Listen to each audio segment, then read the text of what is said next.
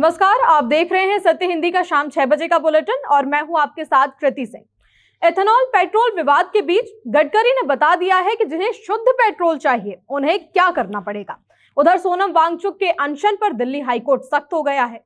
वहीं बंगाल में ममता के एक और करीबी ने उनका साथ छोड़ दिया और रूस से तेल खरीदने पर 100% अमेरिकी टैरिफ के प्रस्ताव को लेकर कांग्रेस ने मोदी सरकार को घेरते हुए जवाब मांगा है। इन्हीं खबरों पर इस बुलेटिन में बात करेंगे, लेकिन उससे पहले आपको बता दें कि अब आप हमारे चैनल सत्य हिंदी के ऐप पर हमारे सभी न्यूज बुलेटिन, सभी शो और हमारी वेबसाइट की सारी खबरें बस एक क्लिक पर देख सकते हैं। इसलिए हमारा ऐप तुरंत डाउनलोड कर लीजिए। डाउनलोड करने के लिए लिंक आपको इस वीडियो के डिस्क्रिप्शन में मिल जाएगा।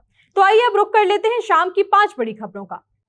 E20 पेट्रोल विवाद पर बोले नितिन गडकरी, बिना एथेनॉल वाले ईंधन के लिए चुकाने होंगे ज्यादा पैसे। वांगचुक अनशन मामले में दिल्ली हाईकोर्ट सख्त, केंद्र और दिल्ली सरकार को भेजा नोटिस। ममता को फिर से झटका, करीबी नेता मदन मित्रा ने टीएमसी से दिया इस्तीफा, बागियों के साथ शामिल। नोएडा के मामूरा गांव में ईवी स्कूटी चार्जिंग के दौरान लगी भीषण आग, 2 लोगों की दर्दनाक मौत। रूसी तेल खरीद पर भारत पर 100% टैरिफ की मार, कांग्रेस ने मोदी सरकार से मांगा जवाब। E20 फ्यूल को लेकर चल रहे विवाद के बीच केंद्रीय मंत्री नितिन गडकरी ने कहा है कि जिन लोगों को एथेनॉल वाला पेट्रोल इस्तेमाल नहीं करना है वो 100% पेट्रोल ले सकते हैं, लेकिन उन्हें इसके लिए ज्यादा कीमत चुकानी होगी। टाइम्स ऑफ इंडिया को दिए इंटरव्यू में गडकरी ने E20 पेट्रोल से गाड़ियों के इंजन खराब होने के दावों को गलत बताते हुए कहा कि ये सिर्फ भ्रम फैलाने की कोशिश की जा रही है। उन्होंने दावा किया कि अभी तक सरकार को E20 से इंजन खराब होने की एक भी शिकायत नहीं मिली है। वहीं एथेनॉल नीति से परिवार को फायदा पहुंचाने के आरोपों पर भी गडकरी ने सफाई दी। उन्होंने कहा कि एथेनॉल कार्यक्रम नया नहीं है और इसकी शुरुआत अटल बिहारी वाजपेयी सरकार के समय हुई थी। उन्होंने कहा कि उनके बेटे की चीनी फैक्ट्री पहले से ही चल रही है और एथेनॉल कारोबार में उनकी हिस्सेदारी बहुत कम यानी कि ना के बराबर है। सोनम वांगचुक के अनशन मामले में दायर जनहित याचिका पर दिल्ली हाईकोर्ट में याचिका पर सुनवाई हुई। दिल्ली हाईकोर्ट ने केंद्र सरकार और दिल्ली सरकार को नोटिस जारी किया है। हाईकोर्ट ने कल तक जवाब देने के लिए कहा है। याचिका पर मुख्य न्यायाधीश देवेंद्र कुमार उपाध्याय और न्यायमूर्ति तेजस कारिया की खंडपीठ सुनवाई कर रही थी। याचिका सामाजिक कार्यकर्ता और वकील राकेश कुमार सैनी ने दाखिल की है। याचिका में केंद्र सरकार को निर्देश देने की मांग की गई है कि वांगचुक को तुरंत अस्पताल में भर्ती कराया जाए और उनकी जान बचाने के लिए जरूरत पड़ने पर उन्हें जबरन भोजन भी खिलाया जाए।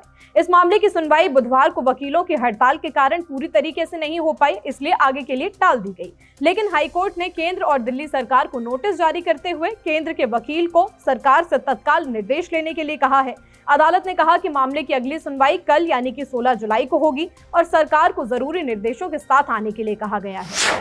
सोनम वांगचुक के अनशन के 18वें दिन उनकी सेहत और ज्यादा खराब हो गई है, इसलिए वांगचुक का वजन लगभग 9 किलो कम हो चुका है। शरीर की मांसपेशियां भी कमजोर होने लगी हैं। रक्तचाप भी लगातार गिरता जा रहा है, लेकिन वो अपना अनशन खत्म करने के लिए तैयार नहीं है। वांगचुक के समर्थन में अब कॉकरोच जनता पार्टी ने देश भर में 1 दिन की सामूहिक भूख हड़ताल का ऐलान कर दिया है। ये अनशन 16 जुलाई को वांगचुक और छात्रों के समर्थन में किया जाएगा। सीजेपी के संस्थापक अभिजीत दीपके का कहना है कि सरकार सिर्फ जवाबदेही से नहीं बच रही, बल्कि उसका रवैया बेहद कठोर और संवेदनहीन भी दिखाई दे रहा है। टीएमसी के वरिष्ठ नेता और ममता बनर्जी के करीबी माने जाने वाले मदन मित्रा ने पार्टी से इस्तीफा दे दिया है। इस्तीफे के बाद वो ऋतव्रत बनर्जी के नेतृत्व वाली बागी टीएमसी गुट में शामिल हो चुके हैं।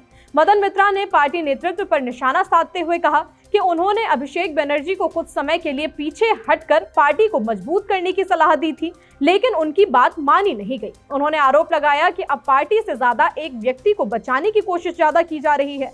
उन्होंने कहा कि टीएमसी सभी नेताओं और कार्यकर्ताओं की पार्टी है, लेकिन मौजूदा हालात में संगठन सिर्फ एक व्यक्ति के इर्द गिर्द घूमता नजर आ रहा है। मदन मित्रा ने ममता बनर्जी से स्थिति पर ध्यान देने की सलाह दी। उनके इस्तीफे से टीएमसी की अंदरूनी कलह फिर से चर्चा में आ गई है।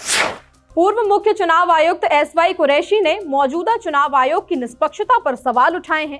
अपनी किताब इंडिया एंड आई के लॉन्च से पहले PTI को दिए इंटरव्यू में उन्होंने कहा कि ये देखकर बहुत ही दुख होता है कि किस तरह चुनाव आयोग की साख गिरती जा रही है, क्योंकि चुनाव आयोग कभी देश की सबसे भरोसेमंद संस्थाओं में गिना जाता था। जब उनसे पूछा गया कि क्या मौजूदा चुनाव आयोग विपक्ष के साथ थोड़ा पक्षपात कर रहा है, तो उन्होंने कहा कि थोड़ा शब्द तो बहुत छोटा है। उनके मुताबिक विपक्ष के साथ बहुत ज्यादा नाइंसाफी हो रही है। उन्होंने कहा कि पिछले कुछ वर्षों में 24 विपक्षी दलों को अपनी शिकायत लेकर सुप्रीम कोर्ट तक जाना पड़ा, क्योंकि चुनाव आयोग तो उनसे मिलने तक के लिए तैयार नहीं था। कुरैशी ने बताया कि अपने कार्यकाल में वो हमेशा पहले विपक्ष की बात सुनते थे, क्योंकि लोकतंत्र में विपक्ष का भरोसा बनाए रखना बहुत जरूरी होता है। उन्होंने कहा कि अगर सरकार और विपक्ष दोनों समय मांगते थे तो पहले विपक्ष को मौका दिया जाता था। हालांकि कुरैशी ने अपने कार्यकाल की कुछ उपलब्धियां भी गिनाई। उन्होंने कहा कि मतदाता जागरूकता अभियान, चुनावी खर्च पर निगरानी, राष्ट्रीय मतदाता दिवस और चुनाव प्रबंधन प्रशिक्षण संस्थान जैसी पहल आज भी मजबूत तरीके से चल रही हैं। लेकिन अफसोस की बात यह है कि चुनाव आयोग की सबसे बड़ी ताकत उसकी विश्वसनीयता थी, जो अब खो चुकी है। बुलेटिन में अभी आगे और भी खबरें हैं। नोएडा में ईवी चार्जिंग के दौरान लगी आग, 2 लोगों की मौत। रिपोर्ट में दावा, कुडनकुलम न्यूक्लियर प्लांट का डेटा हुआ लीक। रूसी तेल खरीदने पर भारत पर 100% टैरिफ की तैयारी। 100% टैरिफ मुद्दे को कांग्रेस ने बताया बड़ी बेइज्जती। नोएडा के सेक्टर 66 स्थित मामूरा गांव में बुधवार को एक 5 मंजिला रिहायशी इमारत में इलेक्ट्रिक स्कूटी चार्ज करते समय स्पार्क होने की वजह से भीषण आग लग गई। देखते ही देखते आग पार्किंग में खड़ी दूसरी गाड़ियों तक पहुंच गई और पूरी बिल्डिंग धुएं से भर गई। इस हादसे में 2 लोगों की मौत हो गई, जबकि कई लोगों की हालत बिगड़ गई है। आग इतनी तेजी से फैली कि बिल्डिंग में रहने वाले करीब 50 परिवारों में अफरा तफरी मच गई। अपनी जान बचाने के लिए लोग इधर उधर भागते नजर आए। कई लोग ने सीढ़ी लगाकर एक बिल्डिंग से दूसरी बिल्डिंग की ओर बालकनी तक पहुंचकर अपनी जान बचाई।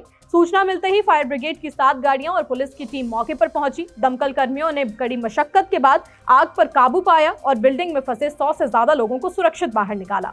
अधिकारियों के मुताबिक आग से निकलने वाले जहरीले धुएं की वजह से 2 लोगों की तबीयत बिगड़ी, जिन्हें अस्पताल ले जाया गया, लेकिन उनकी जान नहीं बच पाई। तमिलनाडु के कुडनकुलम न्यूक्लियर पावर प्लांट से जुड़ी संवेदनशील जानकारी लीक होने का दावा किया गया है। वर्ल्ड लीक्स नाम के हैकर ग्रुप ने डार्क वेब पर ऐसे दस्तावेज पोस्ट किए हैं जिनमें प्लांट के कुछ हिस्सों के नक्शे, सप्लायर की जानकारी, मीटिंग रिकॉर्ड, इंस्पेक्शन रिपोर्ट और इंश्योरेंस से जुड़े कागजात शामिल होने की बात कही जा रही है।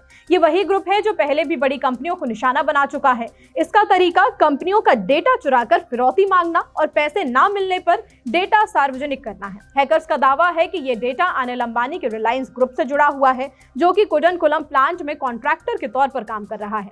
रिलायंस ने भी माना है कि उसका डेटा आंशिक तौर पर उस पर सेंध लगाई गई है। रिपोर्ट्स के मुताबिक लीक हुई करीब 19,000 फाइलों को सबसे ज्यादा संवेदनशील बताया जा रहा है। ये दस्तावेज साल 2016 से 2025 के बीच के बताए गए हैं। साइबर सुरक्षा विशेषज्ञों ने चेतावनी दी है कि अगर ऐसी जानकारी गलत हाथों में चली गई तो प्लांट की सुरक्षा व्यवस्था को खतरा हो सकता है। हालांकि शुरुआती जानकारी के मुताबिक परमाणु रिएक्टर के मुख्य सिस्टम से जुड़े दस्तावेज लीक नहीं हुए हैं। अब कुडनकुलम प्लांट में जुड़े इस मामले ने भारत में बड़े संस्थानों की साइबर सुरक्षा पर गंभीर सवाल खड़े कर दिए हैं। क्या अब रूस से तेल खरीदने पर भारत को 100% टैरिफ देना होगा? यानी कि जितने का तेल खरीदा जाएगा उतना ही टैरिफ हमें अमेरिका को देना पड़ेगा। दरअसल अमेरिकी सीनेट के दोनों दलों के सांसदों ने एक नया प्रतिबंध बिल पेश कर दिया है, जिसमें भारत, चीन, स्लोवाकिया, हंगरी और अजरबैजान जैसे देशों के अमेरिका को होने वाले निर्यात पर 100% तक टैरिफ लगाने का प्रस्ताव रखा गया है। इस बिल का मकसद रूस की ऊर्जा से होने वाली कमाई पर चोट करना और यूक्रेन युद्ध को खत्म करने के लिए उस पर दबाव बढ़ाना बताया गया। इससे पहले रूस से ऊर्जा खरीदने वाले देशों पर 500% तक टैरिफ लगाने की धमकी दी गई थी, लेकिन उस बिल को अमेरिकी सीनेट में पर्याप्त समर्थन नहीं मिला और वो आगे बढ़ नहीं पाया। अब नए बिल में टैरिफ की सीमा घटाकर अधिकतम 100% कर दी गई है। अब भले ही 500% टैरिफ ना लगा हो, लेकिन 100% को भी कोई राहत नहीं माना जा रहा। हालांकि मीडिया रिपोर्ट्स में इसे घटाए जाने को बड़ी राहत की तरह पेश किया जा रहा है। रूसी तेल पर 100% टैरिफ को लेकर कांग्रेस ने मोदी सरकार पर तंज कसा। कांग्रेस नेता पवन खेड़ा ने कहा कि पीयूष गोयल जो ये कहकर खबरों को खारिज कर रहे हैं कि भारत अमेरिका से बेहतर ट्रेड डील के लिए बातचीत नहीं रोक रहा, उन्हें अब इस बात पर सफाई दे देनी चाहिए कि ये अमेरिकी डेमोक्रेट सांसद नहीं है, ये तो रिपब्लिकन सीनेटर हैं जिन्हें खुद ही राष्ट्रपति ट्रंप का समर्थन मिल रहा है। ये भारत समेत 5 देशों पर रूस से तेल खरीदने के बदले 100% तक टैरिफ लगाने की मांग कर रहे हैं। खेड़ा का कहना है कि जरा सोचकर देखिए कि अगर रूस से तेल खरीदने के लिए भी ट्रंप की मंजूरी की जरूरत पड़े और फिर वही अमेरिका उसी बात पर भारत को भारी टैरिफ की भी धमकी दे, तो ये कितनी बड़ी बेइज्जती की बात होगी। फिलहाल शाम 6 बजे के बुलेटिन में इतना ही। रात 8 बजे फिर होगी मुलाकात। नमस्कार।